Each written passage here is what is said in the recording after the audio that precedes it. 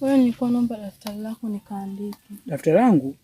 Ndio. Hivi unajielewa wewe? Unachokiongea unakijua kwanza? Sio unaongea tu. Yaani umekaa nyumbani umerelax, mimi nahangaika huko napigwa bakora afu nikupe daftari langu. Mimi sitakuwa mshenzi. Alafu hata hivyo nikikupa ile daftari, utavielewa vilivyoandikwa humu.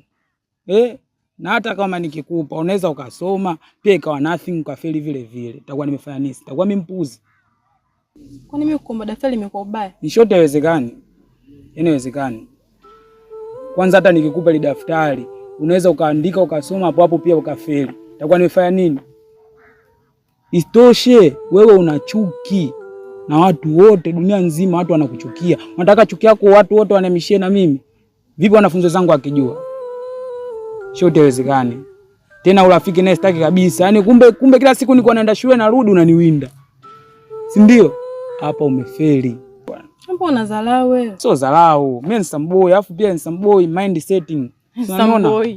Mimi. Umejiona? Yaani daftari upate. Wewe ni samboy. Mimi ni samboy, kwa unaonaje mama? Yaani mimi nilikuwa zime daftari langu wewe. Kuanzia babako mzee chuki. Wote chuki na mimi niwe na chuki kama yeye. Kwa sitaki kurafiki hata na yeye. Yaani daftari upate. Basi sawa, kana daftari lako. Poa hivyo yani. Sawa.